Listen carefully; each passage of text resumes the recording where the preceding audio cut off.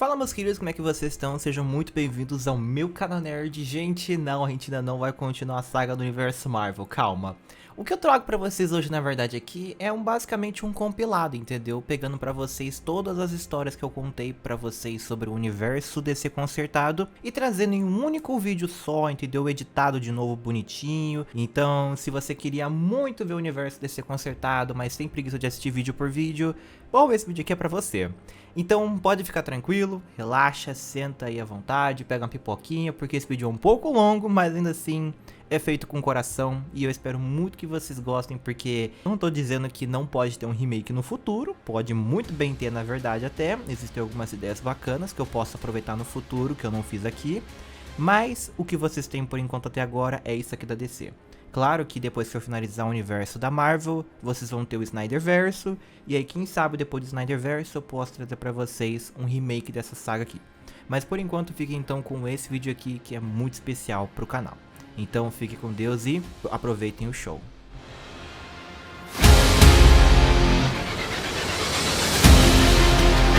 Vamos começar já com Superman Homem do Amanhã. O filme literalmente seria a história do longa animado, mas levado para os cinemas e com o vilão ainda sendo Parasita. A diferença mais drástica é a duração do longa, bem maior. Ou seja, a gente teria dois núcleos no filme inteiro, o de Smallville e o de Metrópolis. No núcleo de Smallville, a gente acompanharia um pouco da rotina escolar e do crescimento do Clark, o seu treinamento na Fortaleza da Solidão e ele ganhando o primeiro traje da sua mãe. No núcleo de Metrópolis, a gente veria o seu estágio no planeta diário, a sua primeira semana de atos heróicos, conhecendo o Caçador de Marte e junto vencendo o Lobo. Eu já decidi que teria realmente que ser o Jason Momoa, porque não existe outro ator que pode fazer uma versão melhor do que isso. E mais pra frente, com a ajuda do Lex Luthor, eles venceriam o Parasita. E a cena final poderia ser realmente a entrevista com a Lois, onde ele ganharia o título de Superman.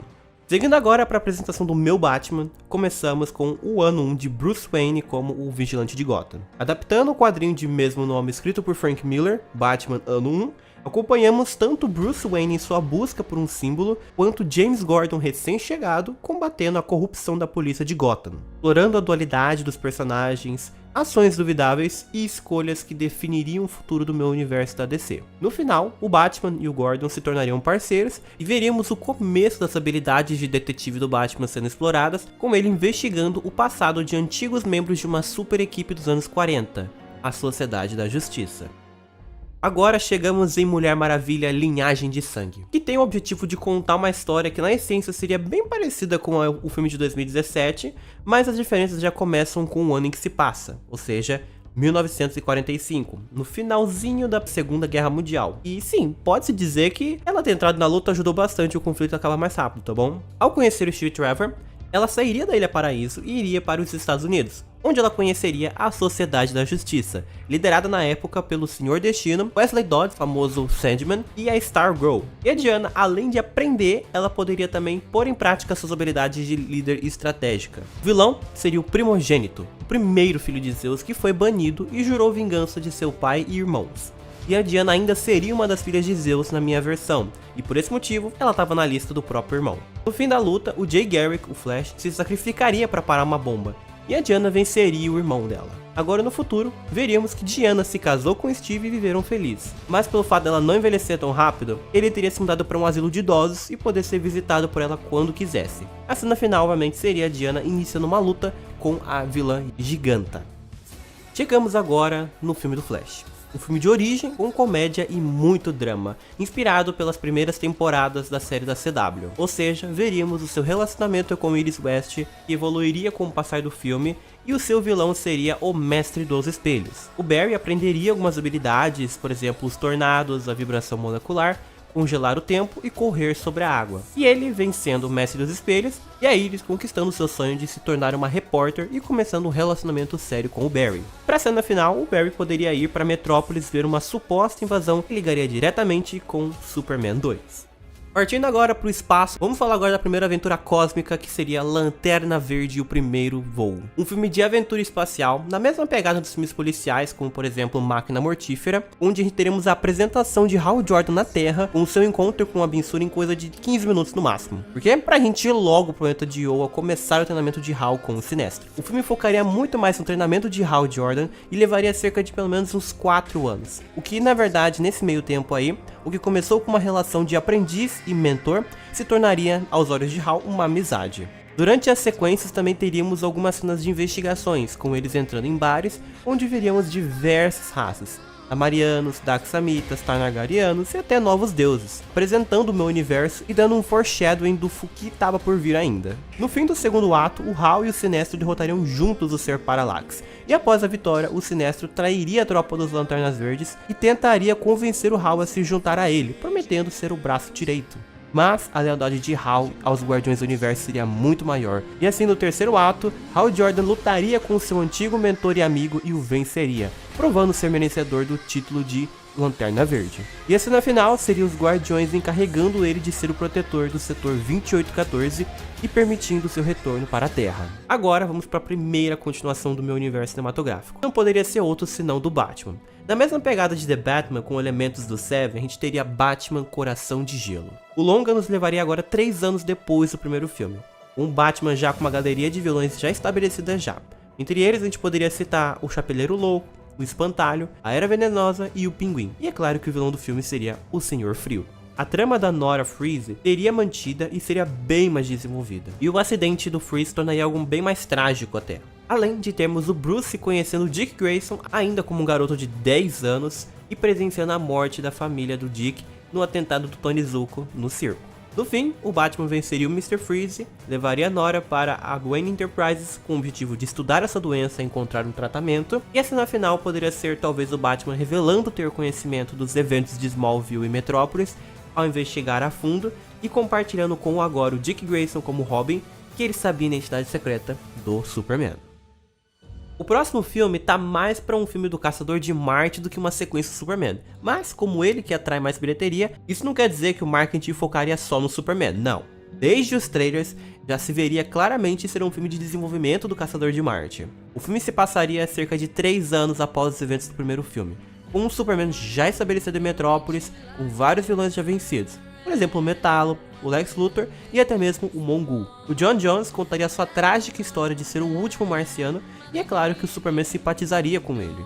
O vilão do filme seria na verdade a raça marciana branca, responsáveis por levar à extinção a raça de John e que estavam prestes a invadir a Terra para poder matar ele.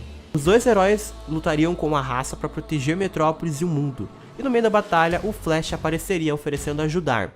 E assim, os três venceriam os invasores. Na cena final, o Flash manteria contato com o Superman e o Caçador, e a vitória dos heróis ecoaria nos confins do espaço e teria conexão direta com o mega evento que fecharia esse capítulo 1.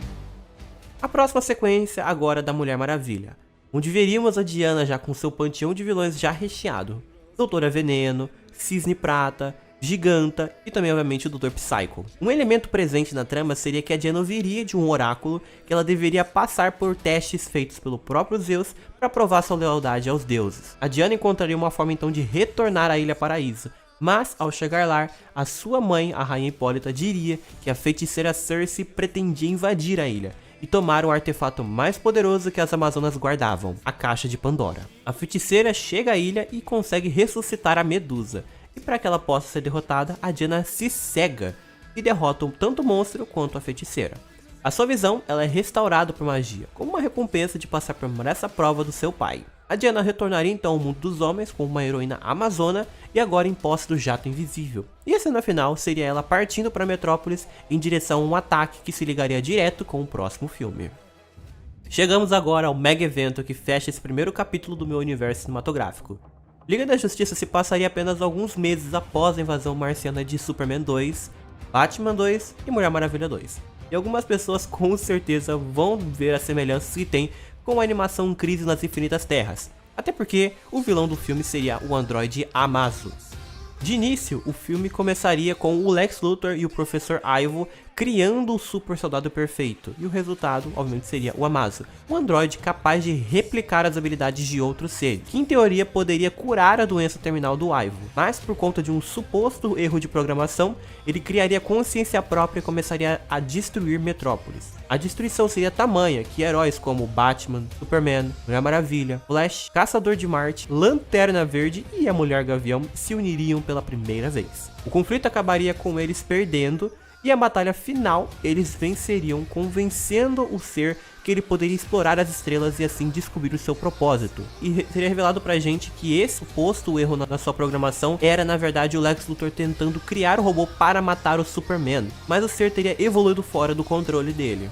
Amazo pouparia a vida de Lex Luthor no fim das contas e ele partiria para o espaço. E é claro que o Luthor seria preso e o Professor Ivo morreria por conta de sua doença. Os heróis chegariam à conclusão de que o mundo poderia contar com uma super equipe para protegê-los das ameaças que sozinhos eles não poderiam derrotar. Batman aconselha Diana a ser a líder, por já ter sido parte de uma super equipe nos anos 40. E a Sala da Justiça, o lugar onde poderiam se unir para discussões e estratégias para futuras batalhas, é criada. E a cena final seria ele se apresentando ao mundo como a poderosa Liga da Justiça. No primeiro pós-crédito, Hal Jordan fala ter sido convocado pelos Guardiões do Universo para uma missão, e ele ficaria tempo demais longe da Terra. No segundo pós-crédito, veríamos um evento de caridade onde o Flash e o Superman apostariam uma corrida para saber quem é o mais rápido do mundo.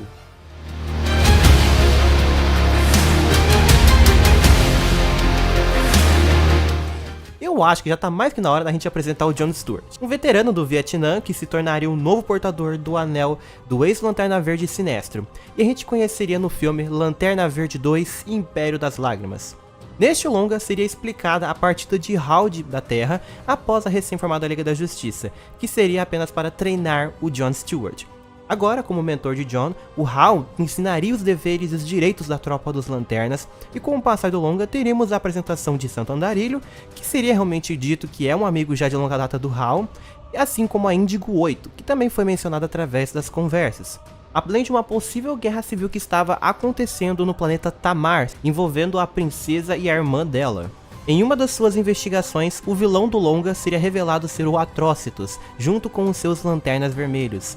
E em seu primeiro conflito com Hal e John, Jordan seria capturado. Enquanto John pede ajuda para Santo Andarilho para encontrar o Hal no planeta Smoth, Hal seria torturado e convertido pelo poder do ódio e da raiva. Os dois Lanternas Verdes seriam obrigados a se enfrentar, mas John conseguiria fazê-lo recuperar sua sanidade. No final, o John, o Hal e o Santo Andarilho seriam capazes de vencer o Atrocitus e sua tropa. No primeiro pós-crédito, Hal, John, conversando com o Guy Gardner, seriam informados do retorno do seu antigo ex-mentor, o Sinestro. E o segundo pós-crédito seria Carol Ferris, o antigo amor de Hal, sentindo seu coração partir por nunca mais ser visitado e sendo recrutada pela tropa das Lanternas Rosas do Amor, que se tornariam futuramente a Safira Estelar. Agora temos a primeira sequência do nosso velocista escarlate, o Flash, despertando novos poderes. Obviamente a história se passaria 3 meses após os eventos de Liga da Justiça. Com um relacionamento em estágio avançado com a Iris, o Barry agora trabalha no Laboratório Star se tratando de seus vilões, e como seu alter ego Barry Allen, ele continua a trabalhar como cientista forense da polícia de Central City. No longa vemos a dificuldade de ter 2 empregos, e uma das mensagens do filme é que mesmo sendo o homem mais rápido do mundo, ele não pode estar em 2 lugares ao mesmo tempo. Pelo menos, ainda não. Os vilões seriam o Capitão Frio e Onda Térmica, onde renderiam combates insanos, e obviamente eles destruiriam o traje atual do Barry, o forçando a criar um novo, obviamente mantendo ainda o estilo do original.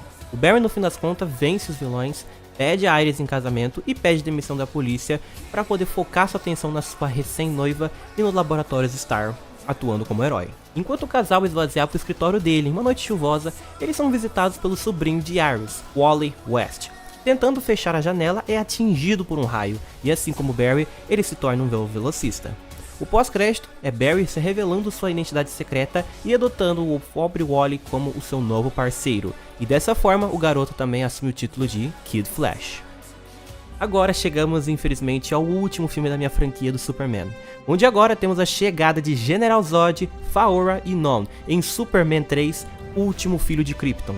Um momento na vida de Clark onde está tudo ótimo, recém-casado com a Lois, esperando um bebê, a Liga da Justiça formada e a chegada de Krypton, além de uma promoção que o casal teria dentro do Planeta Diário após o Perry White se aposentar, tornando a Lois a editora-chefe e o Clark o editor. Temos também a apresentação agora de Kara Zor-El, a Supergirl, como uma personagem de extrema importância para a trama, e que vai servir na verdade como um treinamento paterno para o Clark no filme.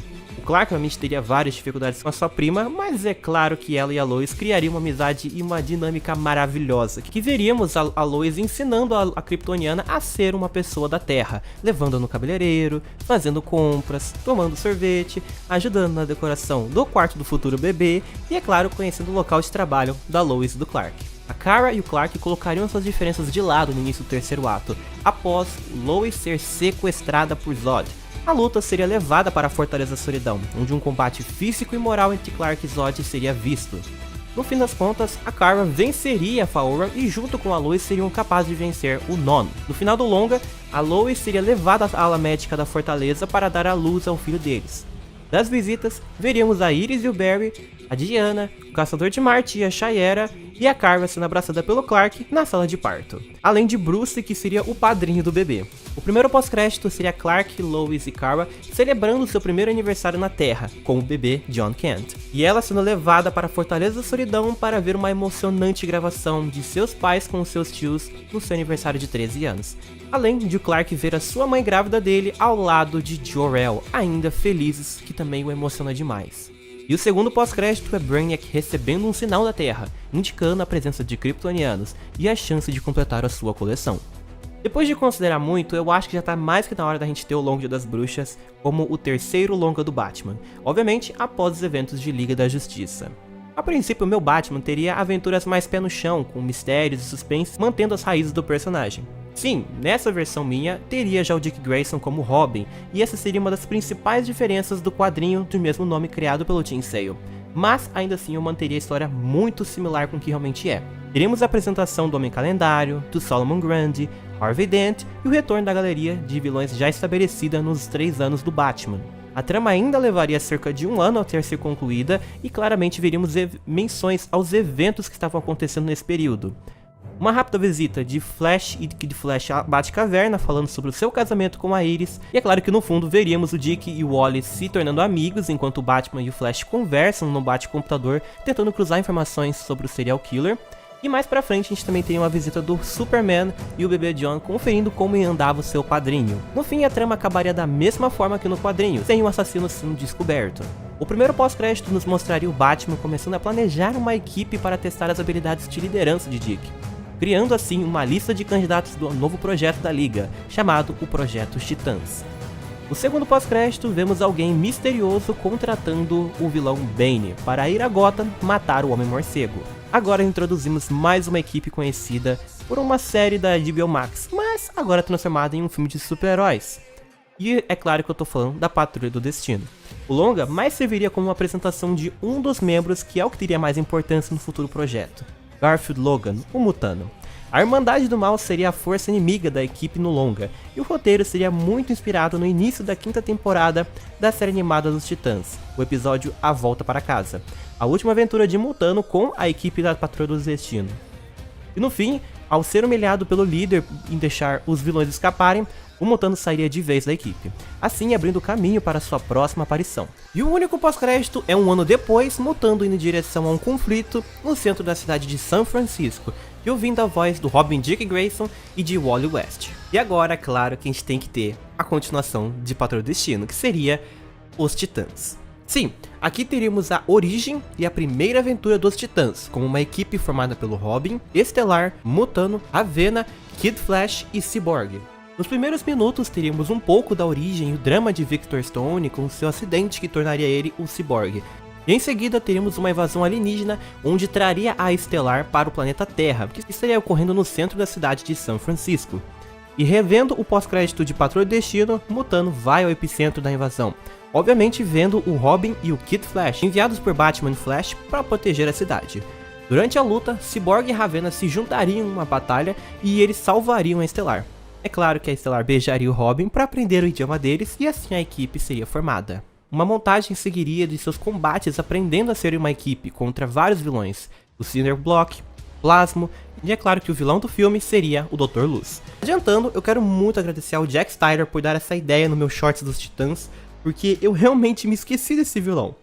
E que isso sirva de motivação pra vocês também. Talvez a sua ideia possa parar em um vídeo futuro meu. Então continuem comentando, porque nunca se sabe. No fim, a equipe vem inserir o Dr. Luz e veríamos a apresentação de Donna Troy por indicação de sua mentora, a Mulher Maravilha. E continuando agora, chegamos em Liga da Justiça 2, Brainiac Ataca. A minha segunda Liga da Justiça seguiria os eventos de Superman 3, Flash 2 e Batman 3, agora com a chegada de Brainiac à Terra, com o seu objetivo de coletar o planeta, além de Superman e Supergirl. No longa teríamos também a chegada de John Stewart à Liga por indicação de Hal Jordan, onde veríamos o início de sua química com Shayera Hawk, a Mulher Gavião, além de sua amizade com os outros membros da Liga. Brainiac seria um antigo caso dos Lanternas que foi arquivado após a destruição de Krypton, e assim teríamos uma explicação de quem o vilão é no longa, na visão dos Lanternas e de Supergirl, que teria se tornado uma membro temporário da Liga.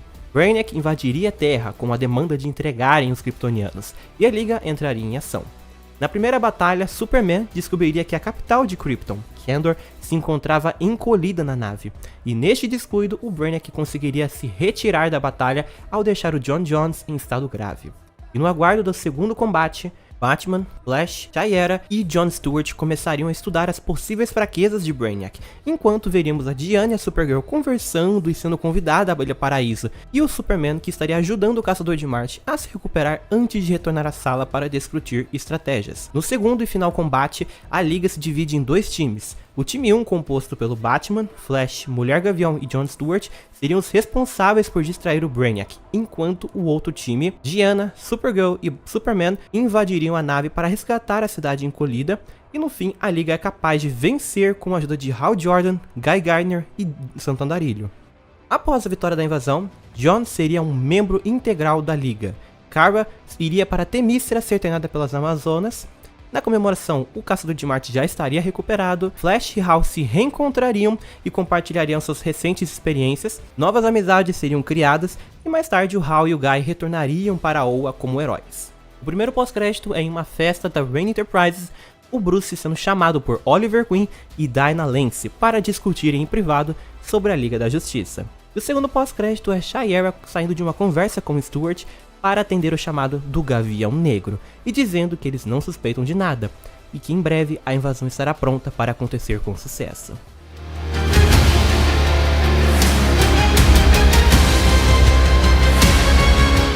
Vamos começar com o nosso ocultista favorito da editora da DC. Hellblazer nos mostrará um dos assuntos mais críticos de John Constantine, confrontando seu passado e literalmente seus demônios mais internos. O vilão será Nergal, muito conhecido pela conexão com John e o caso de Newcastle. A proposta seria ser o primeiro filme mais 18 do meu universo, com muitos elementos de terror, inaugurando o selo Vertigo nos cinemas, como realmente foi V de Vingança no passado. Por ser um selo à parte, não seria realmente necessário você assistir todos os filmes da DC para poder entender essa história. Até porque eu considero isso como um entretenimento à parte apenas para os adultos nerds, com mais profundidade, exploração em temas maduros e dramas pessoais dos personagens. O longa iniciaria mostrando a trajetória de Constantine, até o momento que a história se passa, desde o protagonista e Chess criando a sua banda punk, o traumático caso de Newcastle sendo mostrado, a aventura de John Constantine com o perpétuo Morpheus, o Sandman, e o seu término de namoro com a Zatanna, até o momento atual, onde a trama readaptaria a animação Cidade dos Demônios de 2018, em que o ocultista deveria salvar a filha de Chess e libertar Los Angeles da influência do demônio Nergal. A maior diferença seria termos Jason Blood como um parceiro misterioso de John que o vem acompanhando há alguns meses já. A origem de Jason seria obviamente conectada a Merlin e ao rei Arthur Pendragão, que seria mencionado através de diálogos. No confronto final do longa, Nergal invocaria vários demônios menores e veríamos a transformação de Jason em Etrigan, onde ele massacraria esses demônios menores enquanto John venceria o antagonista. O pós-crédito seria de Constantine sendo visitado por Deadman, dizendo que o Verdão estava em perigo e que eles deveriam ir para a Casa de Mistérios agora mesmo. Voltando agora para o núcleo da princesa amazona Diana de Themyscira, vamos para a Mulher Maravilha, Deuses Imortais, o último longa dessa personagem. O vilão da vez seria o feiticeiro Felix Fausto, e teria a apresentação da minha Zatanna neste universo cinematográfico. Adaptando o episódio Paraíso Perdido da animação da Liga da Justiça e misturando também alguns elementos do filme solo de 2017, Na trama, Zatanna e Felix Faust estariam atrás do Elmo de Ares, que seria extremamente poderoso, podendo conceder poderes inimagináveis ao portador, e nas mãos do Fausto, ele pretendia cobrir o mundo em trevas e governar. Assim veríamos a conexão de Diana no longa, onde veríamos a trama sendo dividida entre passado e presente. A batalha de Diana com Ares nos anos 90 e no tempo atual Zatanna pedindo a sua ajuda para impedir o Fausto de encontrar o artefato. Elas enfrentariam o Fausto já em posse do Elmo em um plano separado que Zatanna os levaria, onde a realidade não seria afetada, a menos que ele escapasse. Realmente seria bem parecido com a dimensão esperada da Marvel Studios. Em um trabalho em equipe, elas vencem o feiticeiro e com a permissão de Diana, a Zatanna leva o Elmo para a Casa dos Mistérios, onde ela atualmente moraria nas horas vagas. O pós-crédito seria Zatanna chegando à Casa dos Mistérios e reencontrando Constantine e Deadman, dizendo que o monstro do pântano estava em perigo. Deixando um pouco o lado sobrenatural de lado, vamos agora partir de volta para nossa equipe Jovens Titãs, com o filme Brigas de Família. Vemos a segunda aventura da equipe, onde a vilã é a Estrela Negra, usando o episódio de Irmãs da série animada como base para a trama. Os Titãs agora estariam com Donna Troy como uma membro integral, o relacionamento de Robin e Stellar começaria a aflorar aos poucos, a amizade de Mutano, Cyborg e Kid Flash estaria cada vez mais forte, e mais a Ravenna ainda permaneceria a personagem mais misteriosa do grupo. No início do longa teríamos os Titãs vencendo a equipe da Academia Hive, Gizmo, Mamute, Jinx, Billy Numeroso e Kid Wicked, e uma antiga conhecida dos Titãs, a Abelha. Depois de um encontro de Robin e Stellar, a Estrela Negra chega à Torre dos Titãs, e vemos a relação conturbada entre as irmãs durante o longa, com ela ajudando alguns combates, entre eles os irmãos Trovão e Relâmpago e o Dr. Luz, novamente. Até um ponto que Stellar descobre que a sua irmã era uma procurada e arma contra ela para ser presa no seu lugar. Os Titãs conseguem salvar a Stellar e depois de um combate no nível Dragon Ball entre as irmãs, Estrela Negra é presa. A cena final é Kid Flash saindo da equipe por pedido de Flash para uma última missão. E o pós-crédito seria o beneficiário da academia dizendo ter tudo o que precisava para pôr o seu plano em prática, e o nome Slade Wilson é mencionado. Arqueiro Canário seria o longa onde veríamos as aventuras de Oliver Queen e Dinah Lance antes de eles entrarem para a Liga da Justiça, com os vilões sendo Malcolm Merlyn e Canário Branco. Uma aventura buddy cop urbana simples, onde os vilões juntos tentariam falir a empresa de Oliver, sem saber que ele era realmente o arqueiro, onde teríamos menções a outras empresas e donos de empresas. Entre eles podemos citar o Malcolm Holt, o futuro Senhor Incrível, Ray Palmer, o Átomo, Ted Kord, o original Besouro Azul, Lex Luthor e obviamente Bruce Wayne, o Batman. No fim do terceiro ato, ao vencerem a luta, Oliver e Dinah iriam para uma festa de gala e veríamos então a conclusão da cena da Liga da Justiça, onde o Bruce e o casal conversam. E assim finaliza nossa história. Chegou a hora de adaptar o arco que o diretor Christopher Nolan tentou, mas, na minha opinião, ficou bem meia boca. E essa, no caso, é a minha quarta aventura do Cavaleiro das Trevas, em Batman, A Queda do Morcego. Batman estaria investigando uma organização no submundo de Gotham, e ele seria atacado por Bane, um mercenário com super força. E no fim do combate, ele quebraria a coluna do herói.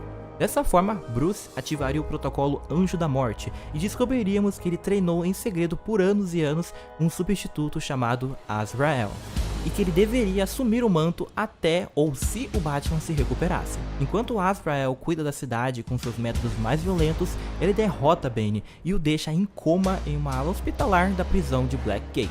Lucius Fox cria um exoesqueleto para ajudar o Bruce como um tratamento, e após 6 meses ele volta a andar. Vendo que a cidade corrompeu Azrael, Batman é obrigado a voltar ativa e parar o seu pupilo. Com um traje avançado, ele o vence e recupera o título de Cavaleiro de Gotham. Azrael implora por perdão e diz que um dia vai se redimir do seu antigo mestre por desonrar o manto. Batman agora precisa recuperar a confiança de Gotham, que tinha pelo herói, e Azrael manchou-a. No fim, Bane acorda do coma dizendo querer vingança do Homem-Morcego. O pós-crédito é Bane sendo visitado pelo representante da tal organização que havia contratado ele, e descobrimos que na verdade esse tempo todo era a Corte das Corujas.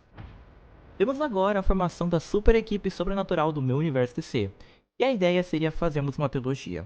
E tudo isso aí começa com Liga da Justiça Sombria, onde vemos a apresentação do Monstro do Pântano, Deadman, a Casa dos Mistérios e a volta de Constantine, Zatanna, Etrigan e Mulher Maravilha. A trama em geral seria extremamente parecida com a animação Batman e Arlequina, onde o vilão do longa seria Jason Woodrow, o Homem Florônico, que ameaça matar o monstro do pântano e dominar a força elementar que une todas as formas de vida vegetais do planeta, o verde. Teremos a origem do monstro do pântano e seria explicado pra gente o conceito do verde, e o que a força proporciona ao guardião, que nesse caso era o Alec Holland ainda. Além do longa começar com a origem do Deadman nos primeiros minutos.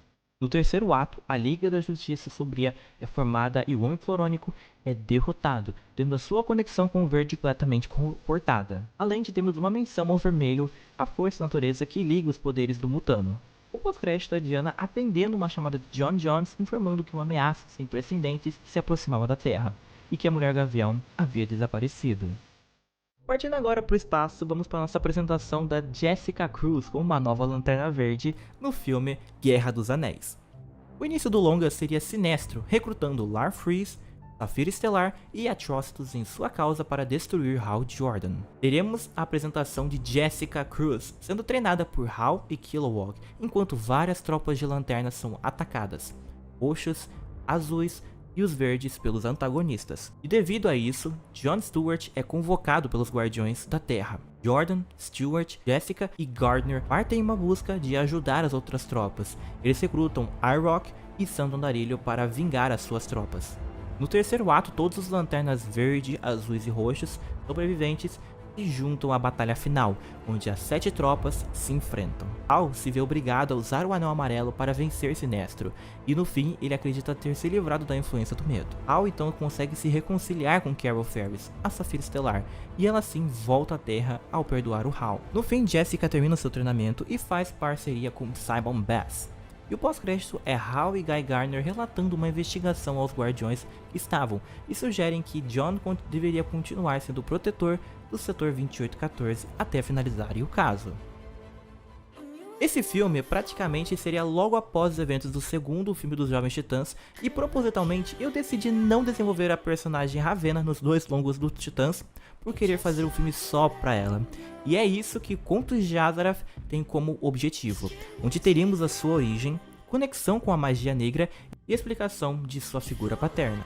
Inspirado no clássico episódio Nunca Mais dos Jovens Titãs, vemos Mutano e Cyborg adentrando a mente de Ravenna, e assim vemos a origem da personagem com o passar do longa, com eles navegando por memórias de Ravenna, vendo o casamento de sua mãe Trigon, a primeira vez que ela utilizou seus poderes, a cidade de Azarath, que é tão esquecida nas animações, sendo destruída por ela sob controle de Trigon, mergulhando assim na psique da feiticeira e desenvolvendo a sua amizade com Mutano e Cyborg mais ainda. No fim, ela finalmente aceita seus demônios e os dois se tornam confidentes dela quando ela se sentir perdida.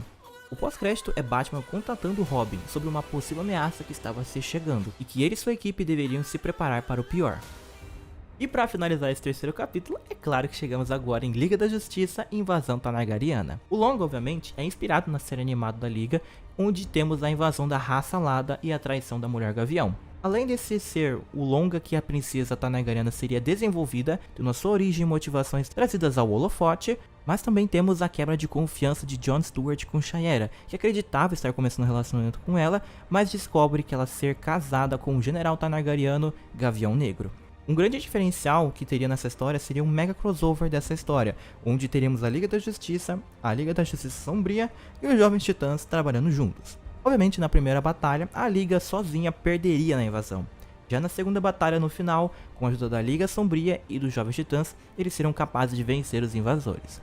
Jon e o Gavião Negro lutariam pela honra e pela mão de Shaera. E quando Jon quase estivesse perdendo, Shaera salvaria a vida dele e derrotaria Carter Hall. No fim, Shaera é convencida por Jon a trair a sua própria raça, assim contribuindo na vitória da Liga.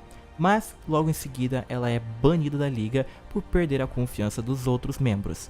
E Jon aposentaria o Anel de Lanterna para começar uma vida com Shaera por tê-la perdoado assim que ela pediu uma segunda chance. O primeiro pós-crédito seria Lex Luthor recrutando um grupo de supervilões e assim criando a sua Liga do Mal.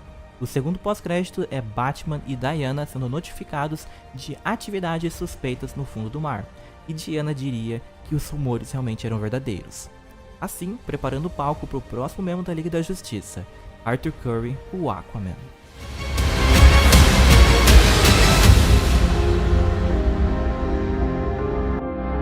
capítulo seria direto o personagem mais pedido dessa saga, obviamente. O meu Aquaman, em Ascensão do Rei. Pense como uma mescla do longa de 2018 e o Reino Perdido, por assim dizer. O meu Arthur Curry teria que ser, obviamente, o Patrick Wilson, porque ele é perfeito pro papel. A trama seria ele já como rei de Atlântida, e o Orm com o tridente negro realizando uma tomada de poder na coroação do Arthur e supostamente matando ele. Durante a sua jornada para recuperar o trono, ele conhece a Mera, a princesa de Zebel, que de início o tentaria matar, por ter sido manipulada desde criança para matar o rei de Atlântida por causa de uma briga antiga que tinha feito o reino de Zebel ser exilado. Mas, com o passar do longa, ela abriria o seu coração e se tornaria sua parceira. Os dois enfrentariam no caminho Manta Negra e em busca do tridente do rei Atlan, que o concederia poderes para combater Orm e rivalizar com o tridente negro. Mera descobriria que Leron, o conselheiro de Zebel, esteve trabalhando para o Orm o tempo todo, e juntos pretendiam matar o rei de Zebel, e Leron pretendia também fazer a sua tomada de poder. No fim, Mera mataria o traidor e Arthur venceria Orm, mas o manteria preso até se provar útil novamente. E quaisquer dúvidas que o reino ainda tinha sobre Arthur merecer ser o rei são apagadas por conta do tridente de Atlan o escolher. E Mera e Arthur se casariam, assim criando a aliança do reino de Zebel com o reino de Atlântida.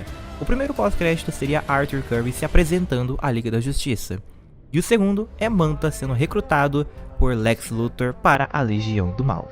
Seguindo as aventuras agora dos Titãs, temos os adolescentes indo para o Japão investigar a lenda de Bruxogun em Jovens Titãs Missão em Tóquio. Na equipe temos a novidade da personagem Terra, que obviamente no longa ela seria um pouco mais tímida, mas assim ainda demonstraria um interesse pelo Mutano, o que faria com que a Ravena ficasse com ciúminhos. A Dona Troy e o Kid Flash estariam fora da aventura por estarem seus próprios mentores, e o Cyborg estaria de vela com o Mutano e a Terra o tempo inteiro, rendendo momentos engraçados demais. Durante a investigação, os eventos da animação se manteriam os mesmos, com apenas o adicional de termos o Slade disfarçado atacando Robin e sumindo. No terceiro ato temos a revelação do vilão. Os Titãs vencem ele como no longa animado e retornam para casa, onde a Dona Troy estaria arrependidaça de não ter ido com eles. O pós-crédito seria Slade em sua base de operações comentando com Lex Luthor que agora o seu plano de destruir os Titãs tinha começado e que ele não tinha tempo para essa baboseira de Legião do Mal agora. Nesse longa do Batman, temos finalmente mais sobre o passado dele contado e explorado agora, focando do que não foi mostrado em ano 1. Batman, a Corte das Corujas, como já diz o título, terá a organização como antagonista, e teríamos ele conhecendo logo no início já o Jason Todd, e o adotaria e faria o início de seu treinamento. Durante as suas investigações, ele seria atacado por um Garra, que quase o conseguiria matá-lo, mas é derrotado pela inteligência e as habilidades de combate do Homem-Morcego. Mais pra frente, ele novamente é atacado por outro Garra mais habilidoso, só que dessa vez ele é salvo por Talia al Ghul, que aparentava estar interessado em derrubar a corte também e se juntar ao protagonista na investigação. Antes de vocês perguntarem, não, o Batman não tem ciência ainda da Liga dos Assassinos do Ra's al Ghul, só mais pra frente isso vai ser apresentado. O Bruce e a Talia teriam um leve romance que vocês já devem imaginar onde pode acabar resultando, mas essa não seria a vez que o Damian seria concebido, tá? Então calma, mais pra frente também. O Batman descobriria que a morte de seus pais estaria completamente conectada e teria sido encomendada por essa Corte das Corujas, e que eles queriam agora acabar com o resto da família Wayne, assim bombardeando a mansão Wayne e quase matando o Alfred no processo. No fim, eles dissolvem a Corte das Corujas, Talia vai embora e Jason Todd finalmente inicia seu treinamento de Robin. O pós-crédito é Talia reportando para uma figura misteriosa nas sombras a quieta da Corte das Corujas e ter conhecido o Cavaleiro das Trevas de Gotham. A figura sai das sombras, se revelando ser Ra's al Ghul, dizendo que essa informação pode ser útil no futuro. Agora, chegamos ao terceiro longa do Velocista Escarlate. Bom, nesse caso dos velocistas do meu universo DC. E temos aqui a última aventura de Barry Allen e Wally West juntos, onde eles devem lidar com a tomada de poder de Solovar na cidade Gorilla. No início do longa, Barry estaria derrotando uma sua galeria de vilões, Capitão Frio, Boomerang, Onda Térmica, o Mestre dos Espelhos e entre outros. E aqui teremos Grodd e os Flashes trabalhando juntos para destronar novamente o Solovar, com momentos épicos de Wally aprendendo novos poderes que nem o Barry sequer sabia que existiam, como sintonizar os seus poderes às suas emoções, tornando-se mais rápido e extremamente poderoso. No fim, Rod recupera o seu trono e Solovar é aprisionado na cidade Gorila. Barry presenteia Wally com o seu traje do Novo 52. E Wally se nomeia agora apenas como Flash também. O pós-crédito é Barry enquanto corre, sendo puxado para outra terra por um velocista. E assim, ele acaba parando na Terra 2. E conhece o que era considerado morto, Jay Garrick, que pede ajuda para Barry. Voltando com tudo para nossa equipe sobrenatural da DC Comics, vamos agora para a Liga da Justiça Sombria Total Eclipse, onde a equipe com membros novos enfrentaria o Ser Eclipso, uma entidade que tinha o papel do Espectro, mas sucumbiu ao mal e foi destituído pela divindade de seu cargo. Já vou adiantando que a música para promover esse filme teria que ser Total Eclipse of the Heart da Bonnie Tyler, porque, vamos lá, né, por favor. No início do longa teríamos Constantine, Zatanna, Etrigan, Deadman, Frankenstein e Madame Xanadu investigando em uma floresta nativa americana a lenda do Wendigo. Eles venceriam um monstro, com o Frankenstein obviamente perdendo o braço, mas dizendo que tem conserto ainda. E de volta à Casa dos Mistérios, Frank consertaria o seu braço com a ajuda de Etrigan na forma humana, Jason Blood, e durante uma meditação de Xanadu, que são bons amigos, ela é acometida por uma visão do Diamante Negro de Eclipso chamando-a. Em Londres agora, o ladrão Penumbra invade um leilão buscando roubar um diamante valioso, sem saber que pertencia ao Eclipse. Ao tocar na joia, ele é possuído pela entidade. E assim, Constantine e Zatanna, que estavam se divertindo no quarto, são interrompidos por Xanadu, dizendo que Eclipso estava solto. Eles chegam em Londres e passam a sofrer ilusões e ataques psíquicos de Eclipso, e que os quase derrotam. Todos são presos em seus piores pesadelos. John revive o caso de Newcastle. Zatanna revive a morte de seu pai, Zatara. Madame Xanadu, tendo seu passado revelado pra gente agora como alguém que tentou matar o Mago Merlin e perdeu seus poderes por conta disso, mas que mais pra frente foi recuperando de novo. Jason Blood vendo o Rei Arthur Pendragon e Merlin sendo mortos por Morgana Le Fay. Frank revivendo as suas torturas com o Rei Alien Melmoth antes de ser resgatado por seu pai humano Victor. E Deadman sendo julgado pela entidade hindu Ramakrishna em ter falhado em sua missão, sendo assim banido ao purgatório. Teríamos então a participação rápida de Kent Nelson, o Senhor Destino, que os libertaria da influência de Eclipso e os daria um artefato que poderia aprisionar a entidade, a Caixa de Pandora. E assim, no segundo embate da Liga contra a entidade, depois de muito sofrimento, Constantine e junto dos outros membros da Liga aprisiona Eclipso na caixa. E no fim, eles guardam a caixa na Casa dos Mistérios. O pós-crédito é John Constantine jogando cartas com Etrigan e Frank, e eles sendo visitados pelo Vingador Fantasma, dizendo ter uma missão para eles de forma extremamente teatral. E John quebrando o gelo perguntando se podia esperar até o fim da partida. Vamos agora para o espaço mais uma vez, onde chegamos em Lanterna Verde Cavaleiros Esmeraldas, um longa onde teremos Hal Jordan e Guy Garner como parceiros e protagonistas durante sua investigação, onde eles descobrem o plano dos caçadores cósmicos de destruírem os Guardiões do Universo e todos os Lanternas Verdes. A trama seguiria com os dois tentando investigar ao máximo a motivação dos vilões e reportando aos Guardiões, claramente vendo que eles estavam escondendo alguma informação. Jessica Cruz e Simon Bass retornariam para participações especiais e como informantes de Hal sobre como o planeta Oa estava se tornando cada vez mais tenso a cada relatório que ele passava. Enfim, os dois Lanternas seriam obrigados a retornarem para Oa ao verem um exército cibernético partindo para aniquilar o planeta de uma vez por todas. Uma épica batalha aconteceria, onde um terço da tropa seria morta e um dos Guardiões do Universo também, mas o planeta se manteria. No fim, Jordan é nomeado general da tropa, posto que antes era ocupado apenas por Abin Sur e Sinestro. Hal retorna para a Terra para visitar Carol, a sua antiga namorada. E o pós-crédito é Sinestro sendo encontrado por Lex Luthor e sendo recrutado para a Legião do Mal. E para finalizar esse capítulo 4, vamos agora para o quarto filme da Liga da Justiça. Mas o subtítulo seria um mistério até o final do filme. Para aqueles que são fãs já devem saber provavelmente do que se trata, por mais que nos trailers não seria revelado de cara qual seria a trama. Neste longa, temos uma grande variedade de participações especiais de personagens que foram recrutados pela Liga da Justiça fora da tela, e o final é de partir o coração, com dois núcleos separados que eventualmente se encontrariam. Temos a Liga da Justiça vencendo a Legião do Mal, e o outro núcleo seria uma criatura acordando enquanto dormia numa montanha há séculos. essa mesma criatura escapa e começa a ir em direção a grandes cidades, matando tudo em sua frente, mostrando a sua força, agilidade e instinto selvagem. Similar ao Superman em alguns aspectos, mas ainda assim completamente maligno, e ainda presa a uma roupa de contenção, que não mostrava sua aparência. De volta à Liga, temos eles comemorando na Sala da Justiça com suas famílias. Clark com Lois e John, Barry com Iris e Wally, Bruce com Robin, Oliver e Dinah com Ricardito, além de Diana e John Jones. Mas a comemoração é parada quando a mesma criatura começa a destruir cidades mais próximas de Metrópolis agora. Lois é chamada pelo trabalho para cobrir a notícia e ela vai. O monstro enfrenta diversos super seres. Besouro Azul, de Ted Kord. A brasileira heroína Fogo, Guy Gardner, retorna. Gladiador Dourado, Caçadora, Metamorfo e vários outros. Mas todos são derrotados e ficam à beira da morte. A Liga chega até a criatura e o combate é intenso e insano, quase impossível de ferir o monstro.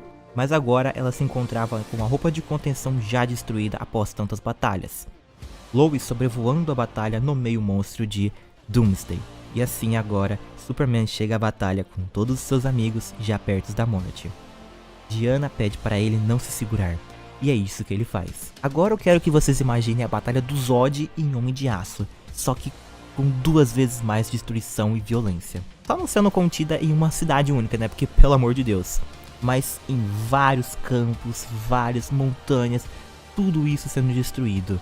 Um verdadeiro duelo de titãs de proporções inacreditáveis. A luta se estende até Metrópolis, onde o final já estava próximo. Superman, já exausto, salva Lois da queda do helicóptero e diz suas últimas palavras, que ele amava ela e John. E assim ele parte para o seu fim. E dessa forma o confronto termina com o monstro Doomsday e Superman mortos. Martha traz John e temos a cena de Lois abraçando o corpo de Superman, junto agora ao seu filho, chamando o papai para acordar. Mas ele não acorda. Dias depois o funeral acontece, na presença de vários membros da Liga da Justiça que receberam alta dos hospitais, e é televisionado e assistido pelos outros que ainda estavam na ala se recuperando. E o filme termina com Lois e John à noite no monumento de homenagem a Superman e juntos de Bruce e Diana vendo uma figura saindo voando das sombras. E agora temos o título do filme revelado como Liga da Justiça, A Morte de Superman.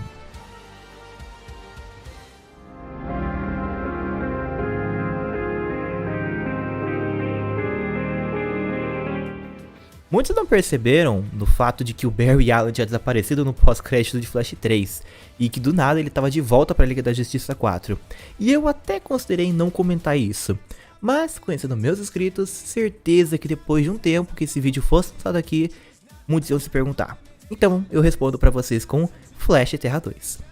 Seguindo direto do fim da jornada de Wally West como Kid Flash, Barry é puxado para outro universo e dá de cara com um Flash Jay Garrick mais velho. Agora, obviamente, eu tô pegando mais inspiração ainda da série da CW. Na história, o vilão Professor Zoom estaria matando velocistas da Terra 2, e Jay Garrick precisaria da ajuda de Barry Allen para parar essa ameaça. Garrick diz que durante a Segunda Guerra Mundial, ele foi levar uma bomba para uma ilha inabitada, mas que a explosão começou a alcançar ele, e quando ele começou a correr mais rápido do que já tinha tentado antes, ele rompeu as barreiras da realidade e foi jogado para esta terra alternativa. Eles estudam o vilão, assistindo vários de seus ataques contra velocistas que foram televisionados, e Garrick aponta que uma fúria do tempo o estava perseguindo, concluindo que ele era de outra terra e também era um viajante do tempo ao mesmo tempo. A esposa de Jay é sequestrada e Zoom conta sua origem conectada a Wally West como o Flash atual do seu tempo, e por acidente ter parado nesta terra, e que precisava fugir da fúria do tempo. No embate final, quando Barry e Jay estão quase perdendo, Zoom menciona o arqui-inimigo de Barry,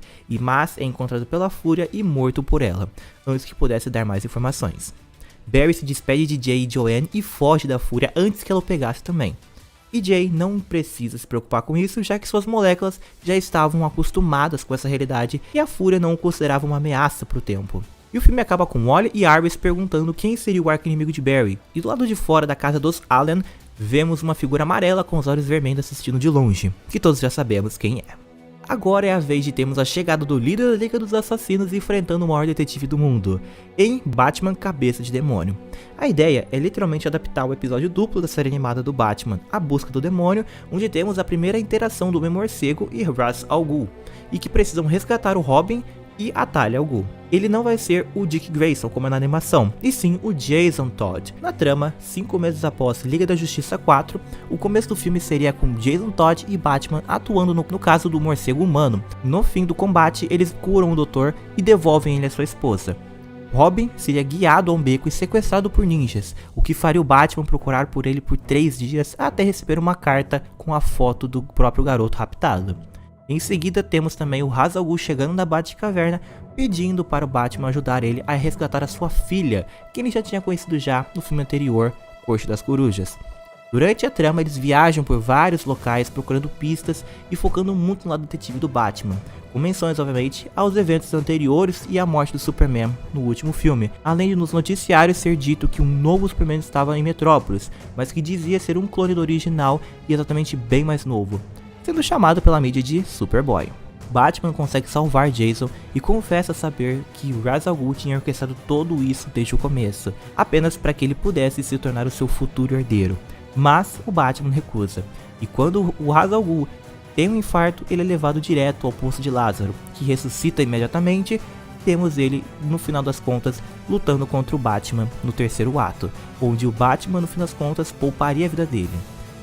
A dupla dinâmica retorna para Gotham e depois de uma conversinha com o comissário Gordon, eles partem para deter o cara de barro. E o filme termina com um pós-crédito onde o Ra's al Ghul pede a sua filha para dar início ao plano B. Todos os nerds provavelmente já devem estar imaginando. Continuando a cena pós-crédito do filme anterior de Liga da Justiça Sombria, temos agora o Constantine terminando seu jogo de poker com Etrigan e Frankenstein, e dizendo ser todo ouvidos para o Vingador. O Vingador Fantasma diz que o Espectro foi capturado por Zor, o seu arqui-inimigo, e seria sacrificado com a Lança do Destino para roubar os poderes do ser. A Zatanna retorna para essa aventura e eles partem para o resgate.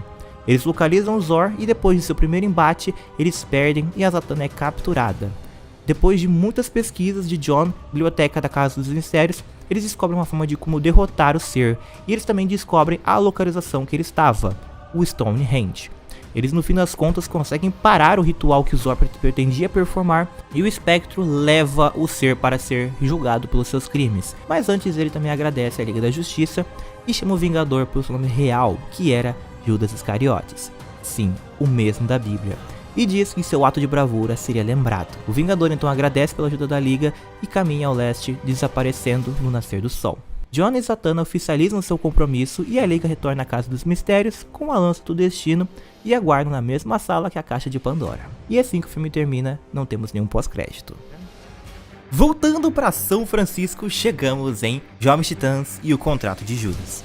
Seguindo os eventos do quadrinho, temos no início a equipe invadindo uma base da Organização Igreja de Sangue, onde já se pode imaginar a segunda maior sequência de luta do filme, com a equipe em harmonia lutando e usando os movimentos treinados por eles para derrotar os inimigos. A equipe estaria um pouco mais velha já, com Dick Grayson e Stellar indo morar juntos em um apartamento, e alguns noticiários reportando a chegada de mais um e violento Superman, que se intitula de Erradicador, o que rende uma boa piada irônica do Mutano, dizendo ser um bom nome para um herói, e a desconfiança de Ravenna por Terra se tornando cada vez mais evidentes para os outros membros. Assim como nos quadrinhos então, os membros da equipe são atacados e sequestrados por Slade Wilson em suas formas civis, e se tornando evidente que alguém os havia traído. Grayson é o único que escapa, e com a ajuda de Joseph, filho de Slade Wilson, eles partem juntos para salvar os Titãs. A Igreja de Sangue havia contratado os serviços de Slade há mais de um ano, onde ele deveria capturá-los e entregá-los ao seu contratante, para terem seus poderes absorvidos. E os Titãs descobrem que a traidora era a Terra. E só para adiantar, eu vou adicionar para a personagem a doença de Highlander, que é uma condição rara e faz com que a pessoa pareça uma criança, mesmo sendo uma adulta tipo de 30 anos já. No caso, bem parecido até, na verdade, com a vilã Esther, do filme A Órfã, e que ela vinha posando de criança esse tempo todo enquanto ela tinha uma relação com o Slade. Eu só fiz isso porque ia ser muito polêmico uma criança ter uma relação tão íntima com um cara de mais de 50 anos. mesmo que seja até comum hoje em dia, o que eu acho bizarro até. Grayson assume o manto de Asa Noturna e Joseph adota o nome de Jericó e revela que por mais que seja mudo, ele tem poderes de possuir corpos, e no terceiro ato ele possui o corpo do seu próprio pai para soltar os titãs. Assim, a dupla é resgatada pelos titãs, derrotam a Igreja de Sangue e a Terra, achando que tinha sido traída pelo próprio Slade, morre junto com ele. O pós-crédito é Ravenna ouvindo seu pai falando que estava chegando e teria sua vingança em breve, preparando o palco para o próximo filme dos Titãs. Atendendo agora aos pedidos de muitos, é chegada a hora de termos o retorno do nosso Superman em Reinado dos Supermans. 2 anos após os eventos da morte do Superman, o mundo seguiu adiante, mesmo com a perda de seu maior protetor. Nos últimos meses, super seres têm surgido, dizendo serem o Homem de Aço, entre eles o Erradicador, Superboy e o Superman Cyborg, e um herói chamado Aço, que apenas desejava honrar o legado do filho de Krypton, sendo que eventualmente o Superman Cyborg salva o presidente e é oficializado como o verdadeiro Superman. E eu vou chamar ele agora só mesmo de Cyborg, que é mais fácil. No fim do segundo ato, o Cyborg se revela um traidor e, liderando uma nave de Mongul, ele reduz a cidade de Hal Jordan, Coast City, a cinzas em seu plano de destruir a Terra. Lois, Lex Luthor, Aço e Kara descobrem que o Cyborg era Henry Hank Shaw, um astronauta que em uma missão espacial a sua nave foi atingida por um satélite durante a batalha do Superman contra o Doomsday e de alguma forma foi teletransportado por uma força maior até Mongul e se reconstruiu a imagem do Superman para aterrorizar planetas e sujar a imagem do filho de Krypton. Além disso, também chega no local o Hal Jordan agora e uma figura misteriosa que tinha fugido da Fortaleza Solidão e revela ser na verdade o verdadeiro Superman com um traje preto e cabelo longo. Temos enfim o combate de Superman e Henshaw em uma luta extremamente difícil e desigual para o Kal-El, onde o Erradicador se sacrificaria para salvar a vida dele. E no fim das contas, todo o poder do Erradicador é devolvido ao Superman, a fonte matriz, de onde ele tirava seus poderes. Agora, com seus poderes de volta, ele facilmente vence Henshaw, mas a sua consciência usa um pod de escape e foge do planeta, deixando apenas o seu corpo para trás. No fim, Superman está de volta, se reúne com a sua família e amigos e o mundo volta a ter esperança, pois seu salvador havia retornado de vez. O primeiro pós-crédito é Hal Jordan ajoelhado nos destroços de Coast City, e no segundo pós-crédito descobrimos que a tal força maior que levou Henshaw até Mongul foi Darkseid o tempo todo. Chegamos agora ao último filme deste capítulo, e seguindo direto após a destruição de Coast City, vamos para Lanterna Verde, Crepúsculo Esmeralda, em como Hal Jordan, o maior das Lanternas Verdes, sucumbiu ao mal. E só pra deixar claro, esse filme vai ter em média de no máximo 1h40, 2 horas, porque a história realmente ela é bem curta. E por mais que eu tinha interesse em interligar ela com outra história, eu acho que é bem melhor mesmo se eu deixar essa aqui mesmo como uma preparação apenas porque tá por vir. O longa começa claramente com Hal Jordan conversando com os seus presumidamente falecidos pais. Um pouco tempo depois revela ser apenas uma projeção do anel energético. Aqui vemos como a força de vontade de Hal Jordan é a sua maior arma e o seu maior dom, sendo capaz de recriar a sua cidade natal inteira, até projeções de seus pais que conversam com ele, mas que não duram muito. Ele então é convocado pelos Guardiões para ser julgado por quebrar a regra mais importante da tropa, nunca utilizar o anel para benefício próprio. Frustrado em uma onda de fúria, ele parte em direção ao planeta de Oa. No caminho, ele é interceptado por colegas lanternas que o tentam acalmar, mas sem sucesso começam a atacá-lo. Com um pouco mais de esforço, Hal consegue derrotá-los e vai tomando assim os anéis de seus colegas. Chegando ao planeta, ele tem uma brutal e árdua batalha contra o seu melhor amigo Kilowog, que consegue derrotá-lo. Em seguida, vemos os Guardiões utilizarem o próprio Sinestro, que estava há pouco tempo preso na bateria de energia desde seu último embate com Hal, e agora carregado com o objetivo de matá-lo, mas a diferença é que Hal não tinha mais limites ou ideais. E num fim épico desse combate, ele quebra o pescoço do seu maior inimigo. E numa última tentativa desesperada de Kilowog, ele tenta um contra-ataque, mas é vaporizado como uma mega rajada dos anéis de Hal. Jordan então absorve todo o poder contido da bateria energética. Enquanto isso, os Guardiões planejam proteger um deles para assim ele poder buscar um novo protetor. Hal sai da batalha, transformado agora em Parallax, um dos seres mais poderosos, se não o mais poderoso, do universo até o momento, e parte para os confins do espaço em busca de justiça. O último dos Guardiões consegue consertar um dos anéis que sobrou, e chegando à Terra, ele entrega para Kyle Rayner, que se torna o último Lanterna Verde. Nas últimas palavras do Guardião, ele diz para Kyle procurar Jon Stewart, que explicaria tudo para ele. E mesmo com um novo mal surgindo no universo, a luz e a bondade ressurgem das cinzas como um novo protetor. O pós-crédito é Kyle chegando até Jon Stewart, que se encontrava paraplégico devido ao seu combate com a criatura Apocalipse, mas que se encontrava casado com uma mulher gavião no momento, dizendo ao novato que ter poder é legal, mas saber usá-lo é melhor ainda.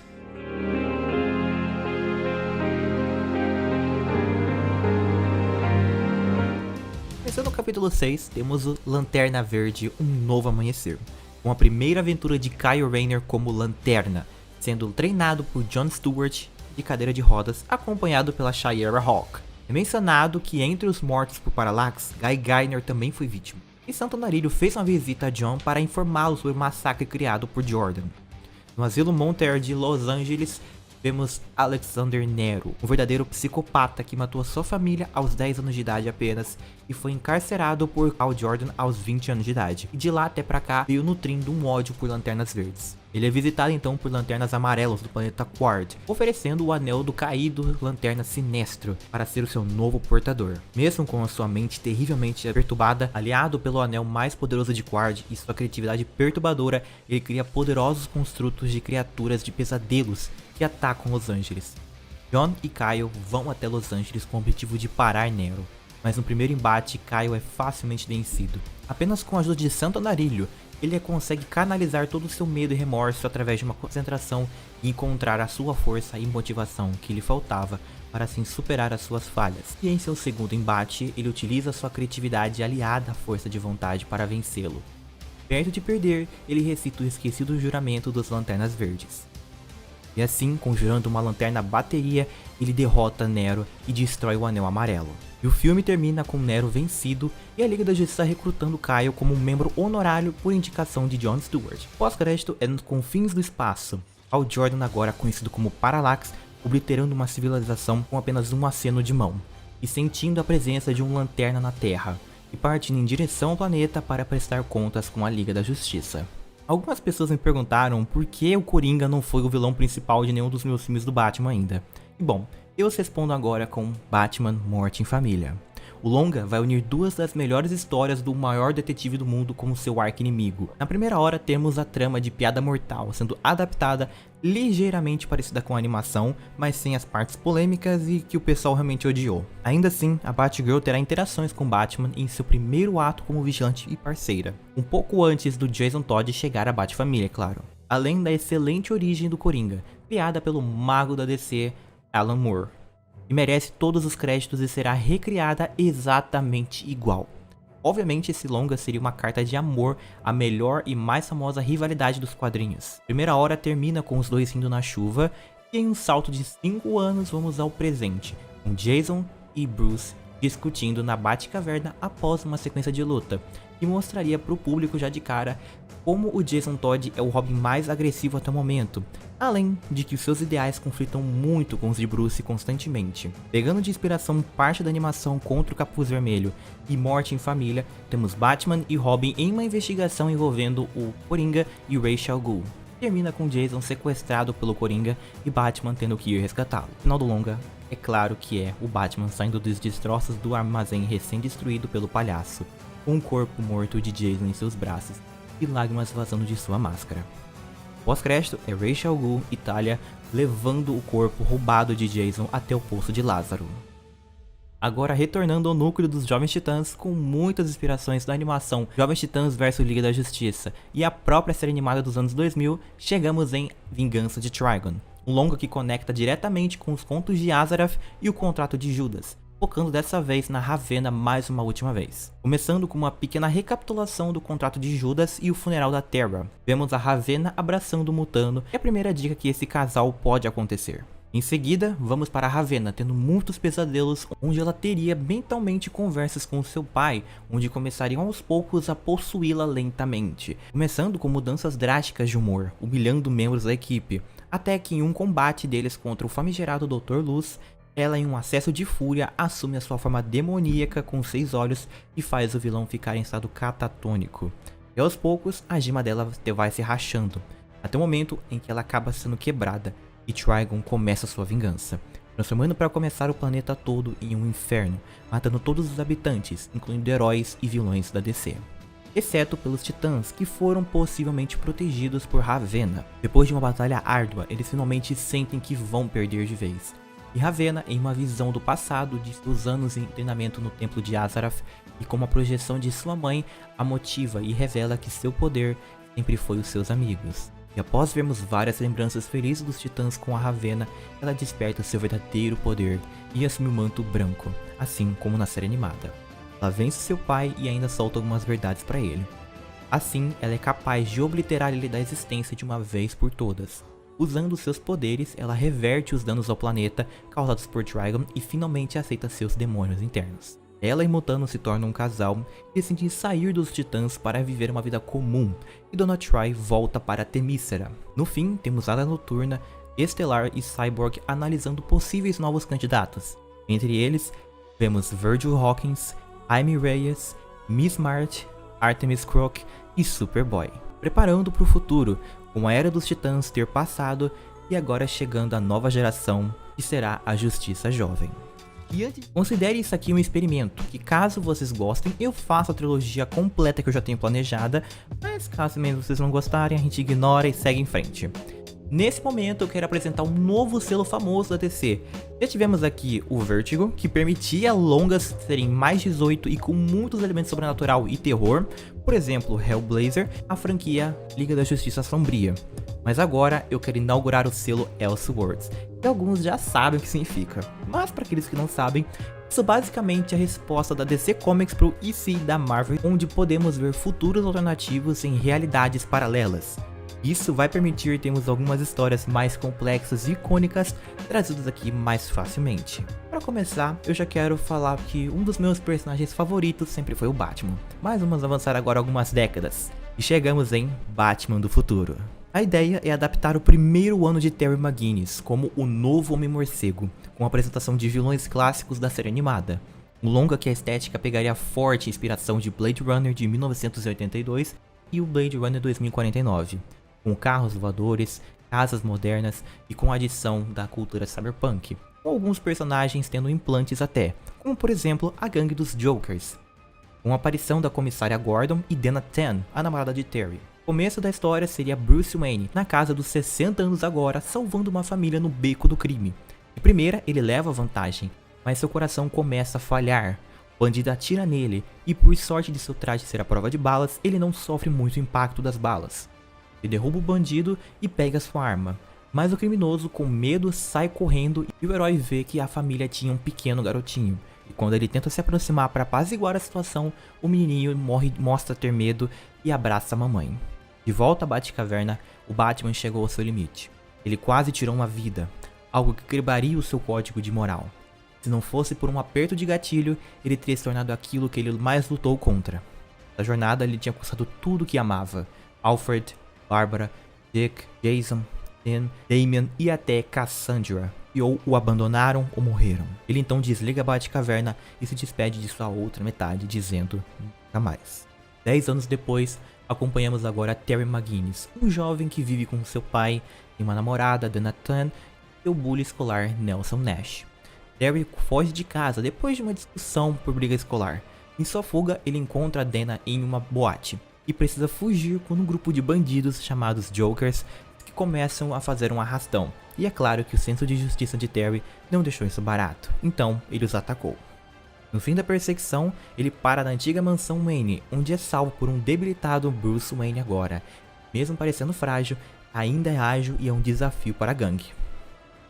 Ele encontra a Batcaverna, mas tudo realmente começa a dar errado quando seu pai é morto misteriosamente. E assim, ele volta à Batcaverna e rouba o Bat-Traje. No final do terceiro ato, Terry vinga a morte de seu pai, que foi executada pelo Mr. Fix, segurança do empresário Derek Powers. Powers é exposto à toxina que pretendia contrabandear, a Blight.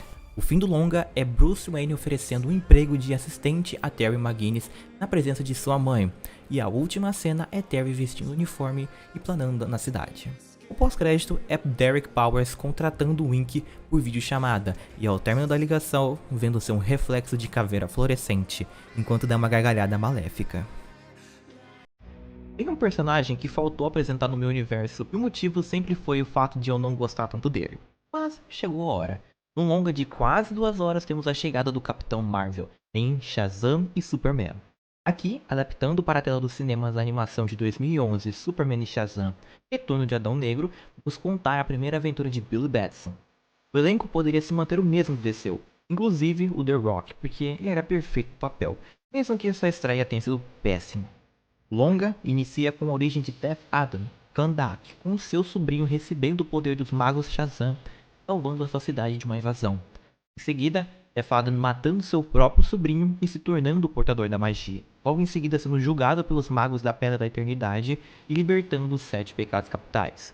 Restando apenas o mago Shazam, ele bane Teth Adam do espaço por 5.000 anos. Agora, nesse salto de 5.000 anos, temos Clark Kent ajudando Billy Batson era planetário, sobre órfãos e o sistema falho do governo sobre esse assunto. Quando o vilão retorna e ataca Billy antes de ganhar seus poderes. Primeira, temos só apenas o Superman lutando contra ele e sendo ferido por sua fraqueza com magia.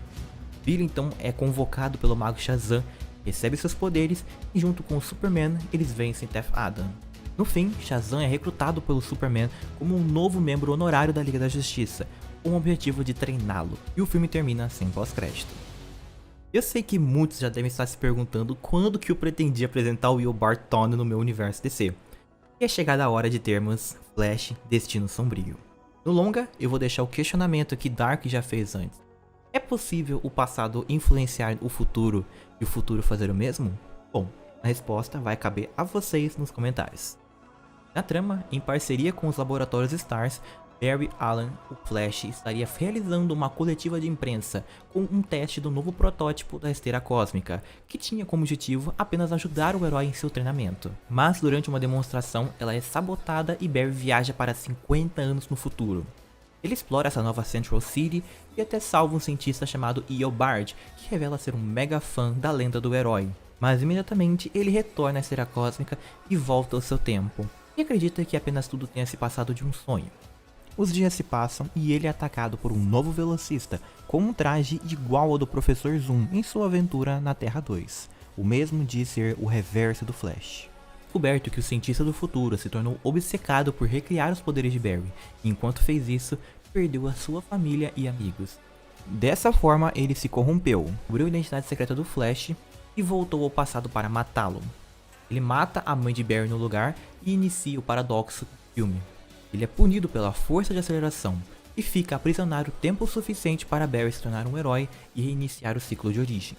No terceiro ato, após uma incrível batalha, o paradoxo alcança Eobard e o desintegra. E Barry precisa passar o manto de Flash para o Wally e se juntar à força de aceleração, para que a mesma não cause a destruição do universo. Exatamente como terminou a saga do Savitar na CW. A diferença é que agora as próximas aventuras do Flash serão vividas por Wally por tempo determinado para vocês, mas não para mim. Agora nós vamos conhecer a origem da raça em qual Darkseid pertence em Novos Deuses, o Quarto Mundo. No longa teremos a história de como começou a rivalidade entre Apocalipse e Nova Gênesis, com narração da origem do Quarto Mundo, o motivo de sua criação ter sido um Ragnarok causado pelos velhos deuses. A história seguiria com a apresentação de personagens já conhecidos hoje em dia na cultura pop. Por exemplo, Darkseid, Vovó Bondade, Desaad e Lobo da Steppe, além de apresentar a personagem Hegra, a rainha de Apocalipse, e Metron. Em certo momento, no segundo combate do filme, Isaiah mataria o General Lobo da Steppe e entra em contato com a Fonte. É praticamente a manifestação do deus cristão dos quadrinhos na DC Comics. E após esse contato, ele é imbuído com uma missão de espalhar a paz nos dois povos, se intitulando agora como o Pai Celestial e oferecendo um acordo de paz com Apocalipse. Darkseid se torna líder e aceita fazer o tal acordo com Nova Gênesis, que consistia na troca dos filhos primogênitos. Caso um quebrasse o acordo, os dois perderiam seus herdeiros. E o filme acaba com uma sequência intercalando com Apocalipse recebendo Scott Free, filho do Pai Celestial, e mandado para o orfanato da Vovó Bondade. E em Nova Gênesis, Isaiah recebendo Orion, o filho de Darkseid, que é criado com amor e compaixão por ele. O primeiro pós-crédito é Scott Free conhecendo a Big Barda no orfanato da Vovó Bondade, e os dois se tornando instantaneamente amigos. O segundo pós-crédito é Darkseid com o seu braço direito Desaad decidindo começar a sua busca pela equação antivida, para dessa forma quebrar o acordo feito com Nova Gênese.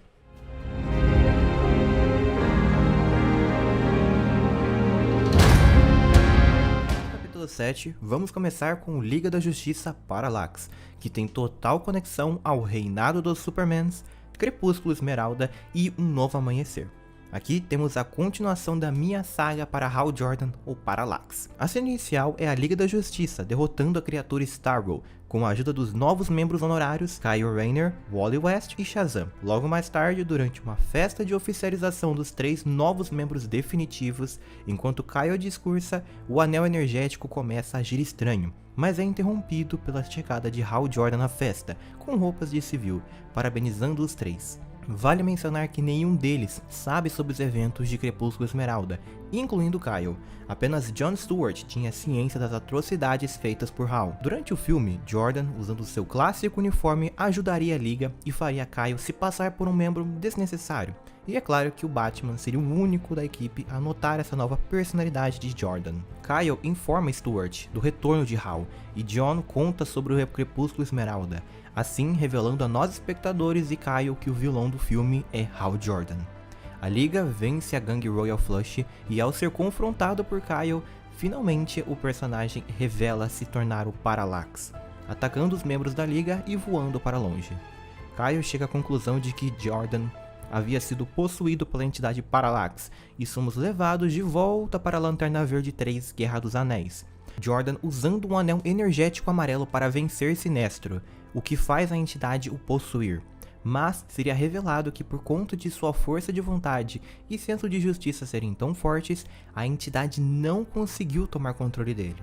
Mas após Coast City ser reduzida a cinzas em Reinado dos Supermans, a entidade finalmente aproveitou esse momento e possuiu Hal.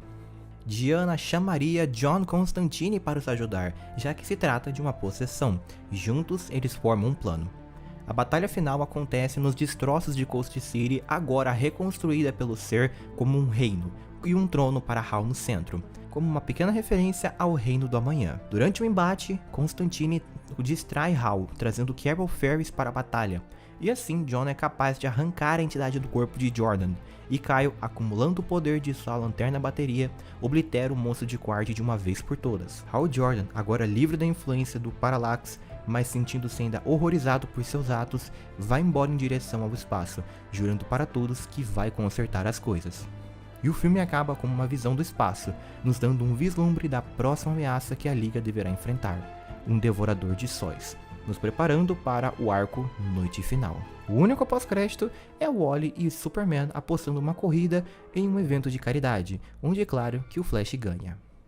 Vocês realmente achavam que eu não ia trazer essa obra-prima da cultura pop? Pois então, agora vamos mergulhar no mundo caótico de Frank Miller em Elseworlds, o retorno do Cavaleiro das Trevas. O longa seria basicamente a mesma coisa que o quadrinho original, apenas com algumas cenas novas para desenvolver melhor alguns personagens, é claro. E uma abordagem que eu queria muito utilizar nesse filme seriam os noticiários para contar a história de forma resumida, assim como no quadrinho. E também somos apresentados logo cedo já a Carrie Kelly, sendo uma das mudanças chaves para minha adaptação, acompanhando brevemente a sua rotina escolar, suas amizades, a relação conturbada com seus pais e um pouco de seu passado como ginasta. E nos últimos 15 minutos de filme temos, é claro, o embate de Superman e Batman, com agora uma boa e convincente motivação para o conflito sequer acontecer, ao contrário do filme do Snyder. Um detalhe que eu quero adicionar também é separar o filme em 4 tramas, sendo cada uma um título que aparecerá similarmente ao Snyder Cut. Capítulo 1, o retorno do Cavaleiro das Trevas, que seria do início do filme até o final do arco de Duas Caras.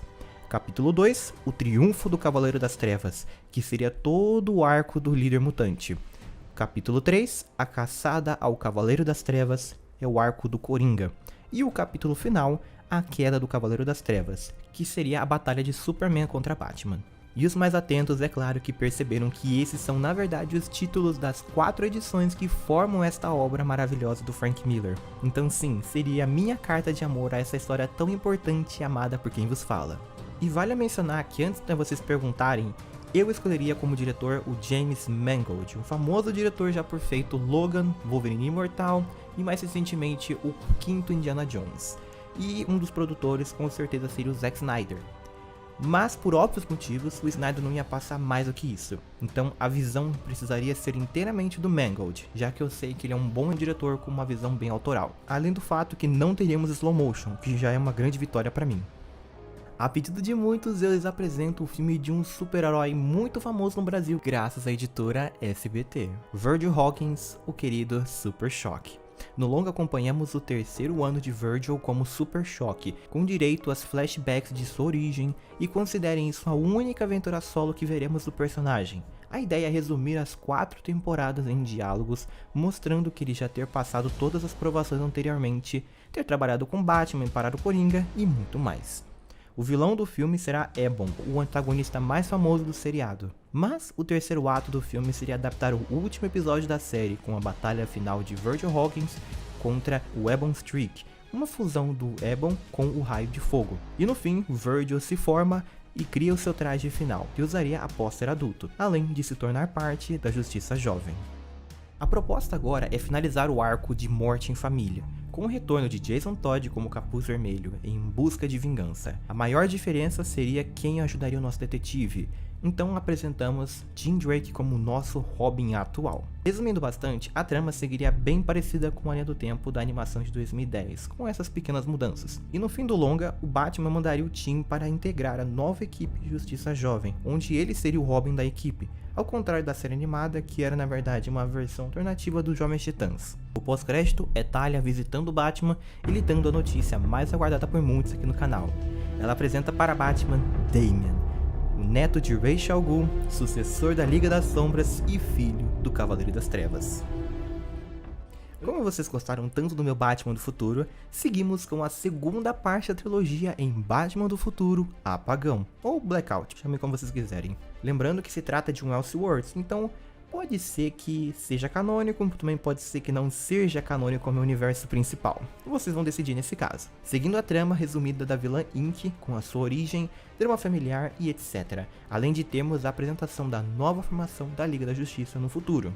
O início do filme seria Terry conversando com o aposentado Dick Grayson, onde temos uma Estelar um pouco mais velha por conta de sua genética e a filha deles, Estrela Noturna, em época de noivado com Damian Wayne. E ao Terry voltar para Gotham, a aventura o chama de volta quando cruza caminho com a mercenária meta-humana Inky. Temos os dois embates principais, sendo um na Batcaverna, onde ela é congelada, e temos um segundo após ela ser descongelada e trocando um personagem da história que não é muito relevante, pela sua filha, a Dina. No fim, quando Terry localiza a vilã até o apartamento de sua filha, ela é traída pela própria filha, que só desejava o dinheiro que a mãe possuía. O pós-crédito é Derek Powers, chegando à conclusão de que precisa lidar com o morcego por conta própria.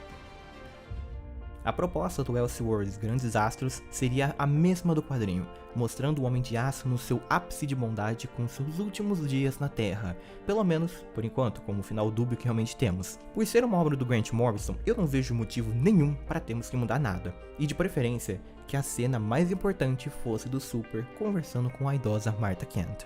Parece magro. Está doente? Oh, mãe. Eu sou o Superman. E eu sou sua mãe. Essa seria minha carta de amor ao quadrinho e à animação que tanto eu amo. E o final do filme poderia realmente ser uma montagem dos atores que usaram a capa nas últimas encarnações do Super Escoteiro. Até o meu Superman, é claro, já que o Super Snyderverse não existiria na minha versão. Agora, para concluir a história de Hal Jordan do meu universo DC consertado, vamos para Lanterna Verde, A Noite Final. Eu sei que Noite Final é um arco da Liga da Justiça, mas a ideia é adaptar para ser um filme da franquia Lanterna Verde. Após Liga da Justiça Parallax, num salto de 5 meses, temos o Devorador de Sóis chegando ao nosso sistema solar e engolindo o Sol, assim começando uma crise global. Mesmo sendo um filme do Lanterna Verde, teremos os principais momentos do quadrinho, por exemplo, a parceria de Superman e Lex Luthor. Kyle parte para o espaço com o objetivo de encontrar o único ser do universo com poder o suficiente para salvar o planeta. Após meses de procura, Jordan finalmente se vinga do Superman Cyborg, o responsável por reduzir Coast City a cinzas, e Rainier o encontra logo após sua vitória. Depois de uma conversa emocional com Hal, ele é convencido e retornam à Terra para explicar seu plano à Liga da Justiça. De primeira, muitos recusam e discordam, até o Batman, mas todos acabam cedendo após Superman dizer que confia em Hal. Antes de qualquer coisa, Hal visita todos os seus amados que sofreram pela influência de Parallax, visitando o túmulo de Oliver Queen, morto durante a Liga da Justiça Parallax, curando John de sua paralisia motora e a quem mais amou, Carol Ferris. A sua última parada é nos destroços de Coast City, o lugar onde tudo começou e deve terminar. O primeiro dos Lanternas Verdes do meu universo DC voa até o Devorador de Sóis e, como suas últimas palavras, pensando em todos que amou, ele faz o juramento dos Lanternas Verdes. E assim, a ameaça é aniquilada. O Sol volta a viver e este é o fim de Hal Jordan. Logo após, temos o funeral de Hal, com toda a liga presente, incluindo Santo Andarilho, John Stewart, Carol Ferris e Kyle Rayner. A cena final é Kyle e John começando a recrutar novos membros para a tropa dos Lanternas, pois após Jordan se sacrificar, todo o poder dentro de si da bateria foi o suficiente para reconstruir os anéis energéticos destruídos, e eles agora foram em busca de seus novos portadores. Dessa forma, o legado dos Lanternas Verdes pode continuar a existir graças a Hal Jordan, que começa sua jornada na luz, cai para as trevas e reacende para a luz num sacrifício final.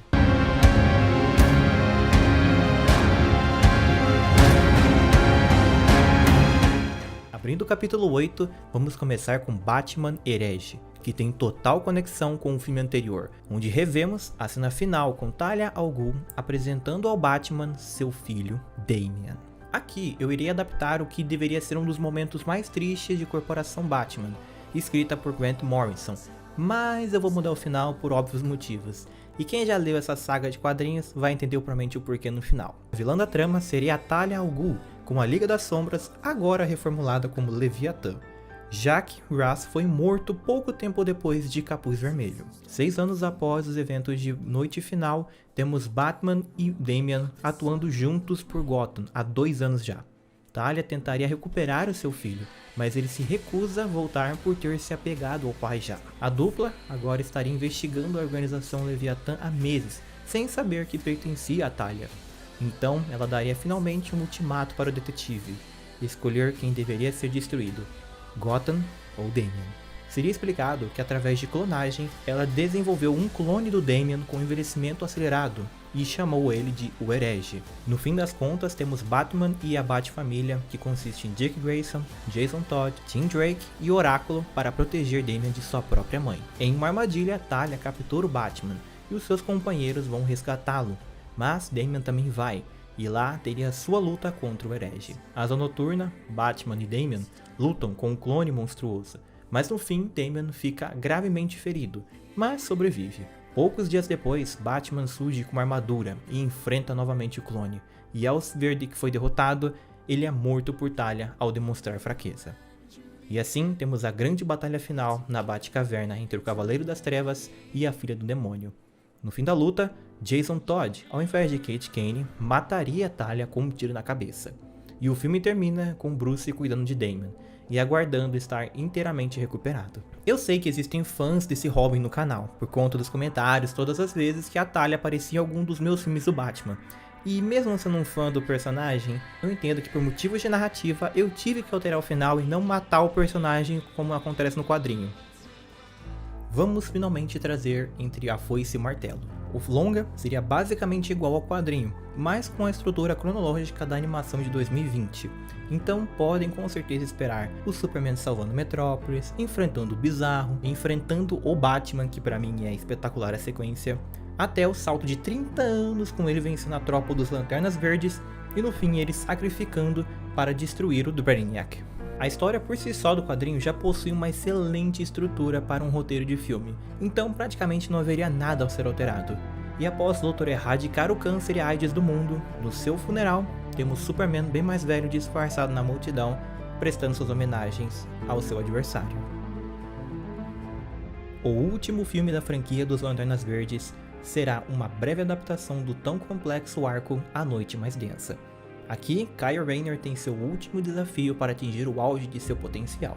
No filme, veríamos a perspectiva de William Hand sobre os super-heróis, com a sua origem perturbadora sendo contada, com momentos de Hal Jordan e Sinestro na época em que eram parceiros e o quanto conhecê-lo foi importante para o futuro do pequeno William, sempre sendo obcecado pela morte e tendo que escondê-la do mundo, e aos poucos cedendo à escuridão e à voz sombria que o vinha persuadindo. No presente, Rainier tenta salvar a família de William dele mesmo, que desejava matá-los por ordem da voz. No fim do embate, Kyle não é capaz de vencê-lo, e William mata a sua família e se sacrifica pela própria voz. Ele acorda em um limbo, e a tal voz se revela ser o guardião do universo exilado, Scar. Ele presenteia um anel negro ao servidor, e dessa forma, William Hand se torna o primeiro Lanterna Negro da Morte. Ele ressuscita e traz de volta a vida de todos os heróis e vilões mortos, como Lanternas Negros Cadáveres, Oliver Queen, Canário Negro, Hal Jordan, Guy Gardner, Sinestro e outros personagens. Uma imensa batalha acontece, onde Kyle é ajudado por todas as tropas, verdes, azuis, roxos, amarelos, laranjas, rosas e vermelhos. No terceiro ato, Kyle chega perto de ser corrompido pela escuridão, mas resiste, e isso desperta o poder dormente em Rainier, de ser o avatar do espectro de cor branca da vida. E assim, ele é transformado no primeiro Lanterna Branco, onde ele desfaz o poder de Hand sobre os Lanternas Cadáveres e Kyle vence William no final da batalha. E finalizamos nossa história dos Lanternas Verdes nessa saga. Esse é o fim da trilogia e jornada de Terry McGinnis como Batman do futuro. Em legado, temos a adaptação de um dos melhores longas animados da editora, O Retorno do Coringa. O início do longa é com Terry finalmente enfrentando Derek Powers, o combate mais esperado da trilogia, onde inicialmente Terry estaria perdendo, mas é capaz de vencer o vilão no final. A batalha é televisionada e assistida pelos Jokers e uma figura sinistra que os ordena realizar uma lista de roubos de componentes para seu dispositivo. Semanas depois, Terry vai parar um dos assaltos dos Jokers e parcialmente falha. O líder da gangue mata um dos membros e planejam invadir a festa da Wayne Enterprises para o seu próximo roubo. Na festa, durante o discurso de Bruce, o líder da gangue se revela ser o próprio Coringa. E mesmo Terry tentando impedir o assalto, a gangue consegue escapar. Terry, agora em um jantar com Dana, onde ele pretendia pedi-la em casamento, é atacado pela gangue e, ao salvá-la e vencer os Jokers, parte para a mansão Wayne. Durante o ataque no restaurante, o Coringa invade a Batcaverna e ataca Wayne. Enfim, chegamos ao flashback do sequestro de Tim Drake por Coringa e Harley Quinn. No terceiro ato, é revelado que Tim Drake era o novo Coringa, e Terry destrói o palhaço e salva Drake. O nosso herói finalmente pede Dana em casamento e conta ser o Batman para ela. E a cena final é McGinnis jantando com Dana e seu novo filho e o Bate-Sinal o chamando. E assim ele parte para impedir o próximo crime em Neo Gotham. Esse é o momento que todos esperavam. A grande batalha de Darkseid contra a Liga da Justiça depois de 8 filmes da equipe. No início do longa, durante a reabertura da Sala da Justiça, Barry Allen reaparece após anos desaparecido dentro da Força de Aceleração, dizendo que o fim estava próximo, que Darkseid estava chegando. Em Apocalipse, vemos o Tirano com sua armada preparada e abrindo um tubo de explosão para a Terra, com o objetivo de extrair a equação de vida. A conexão de Cyborg com as caixas maternas finalmente é trazida à tona, e teríamos uma trama bem similar à da animação e do quadrinho de mesmo nome, com exceção de não ser a origem da Liga, e termos todas as super equipes na batalha final, pois temos a união da Liga da Justiça, Liga da Justiça Sombria, Justiça Jovem, Lanternas Verdes, Titãs da Costa Oeste e a Legião do Mal. No fim da trama, Lex Luthor iria com o Metron adquirir a equação antivida na fonte e entregar a Darkseid, assim como no final da série Liga da Justiça Sem Limites.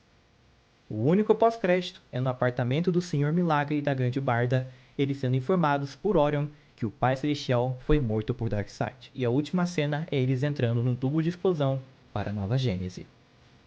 Esse agora é o último longa do selo Elseworlds, que muitos acreditavam que não seria adaptado nessa saga. Mas, sendo por muitos e por mim mesmo considerada a Bíblia da editora, vamos agora para o Reino da Manhã. A trama se manteria a mesma dos quadrinhos, com o tom bíblico que o roteiro tem, onde num futuro distante a Liga foi dissolvida e na Terra os meta-humanos são mais um problema do cotidiano, com inocentes morrendo diariamente. O início do longa seria em formato de noticiários, um apanhado de informações que explicam como chegamos a esse futuro, o ataque do Coringa ao planeta diário, o anti-herói Magog matando o palhaço na frente da imprensa, e o último discurso de Superman de adeus à humanidade. E assim, vamos para a trama do pastor Norman McKay e o Espectro, e vislumbrando um futuro devastador e que apenas o pastor poderia impedir de se tornar realidade. O final do longa permanece o mesmo, e um pequeno bônus a vocês é saber alguns dos atores que eu escolheria para o longa. É claro que seria necessário em alguns maquiagem para envelhecê-los, mas isso é fácil de se resolver, com certeza em Hollywood. Entre eles, eu posso citar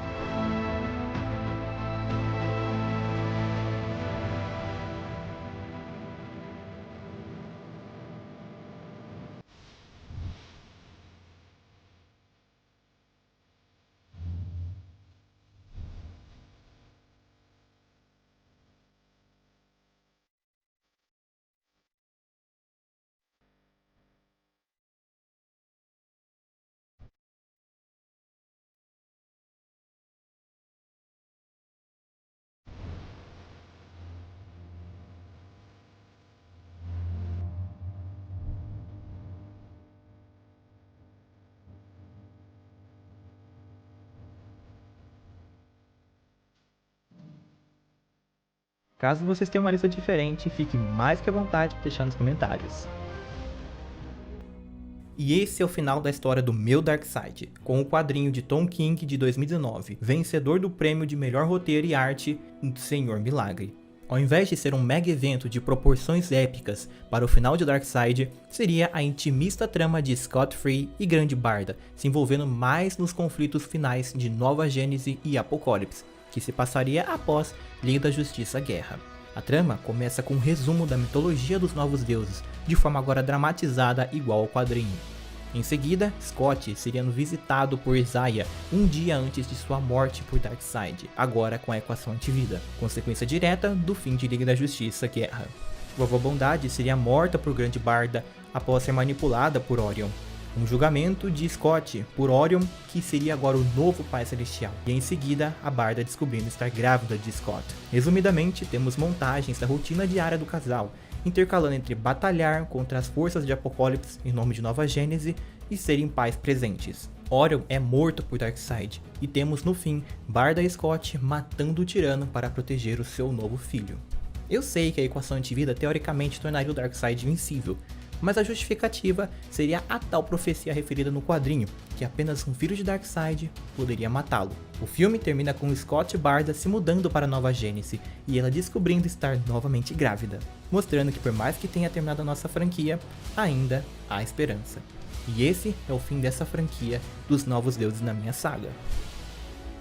Agora, para concluir a nossa saga de vez, chegamos ao grande ponto final, que será o ponto de ignição, onde, sem muitas mudanças, temos Barry Allen mudando a linha do tempo e criando a realidade paralela Flashpoint, com Thomas Wayne Batman, um Superman desnutrido, e o Barton, que é a terceira guerra mundial entre as Amazonas e Atlantis, que seria mantido o motivo do quadrinho por ser melhor.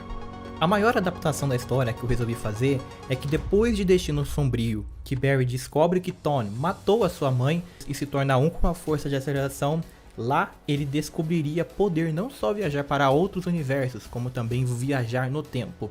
E num ato de egoísmo, ele volta para o assassinato de Norma e a salva, assim alterando toda a linha do tempo do universo principal. E como efeito colateral, isso é apagado de sua mente, mesmo que tenha ainda suas memórias até a Liga da Justiça Guerra. Após Thomas Wayne matar Eobard empalado numa espada, ele entrega a famosa carta e Barry parte para consertar o seu erro temporal. Após rever a morte de Nora, na Força de Aceleração temos vislumbres de outros universos já apresentados nessa saga e alguns que ficaram de fora do selo Elseworlds. Entre eles, O Cavaleiro das Trevas de Frank Miller, Grandes Astros, Gotham by Gaslight, Reino do Amanhã, Deceased, Dark Knight Metal e muito mais. O momento final é Barry Allen acordando em um novo universo DC principal, espelhando o início do longa. Barry vai à Batcaverna e conta seu relato ao Batman e entrega a carta de Thomas. E termina o filme com Bruce Wayne agradecendo Barry. E chegamos ao final do universo DC consertado, gente. Eu agradeço demais a todo mundo que viu até o final esse compilado. E assim, gente, isso aqui na verdade é minha homenagem a vocês, entendeu? 2025 foi um ano gigantesco, um ano de muitas conquistas, muitas pessoas te conhecendo no canal. E eu só tenho a agradecer a vocês, meu povo. Muito obrigado de verdade, porque foi uma época muito importante pro canal de verdade. E eu agradeço a todos vocês que estiveram comigo desde aquela época e continuam comigo até hoje, mesmo depois de tantas vezes estando desaparecido aqui no canal, tá bom? Eu vou fazer agora só mesmo uma recompensa aqui, que é o seguinte: se você aguentou até o final desse vídeo aqui, cara, review comigo de novo essa jornada completa. Primeira pessoa que colocar a palavra universo no comentário, eu vou fixar o seu comentário, colega. E eu quero muito agradecer de verdade, tá bom? Então deixo vocês por aqui e venham mais anos de histórias maravilhosas para ser contadas, universos para serem consertados. E fique com Deus e até a próxima, meu povo. Tchau, tchau.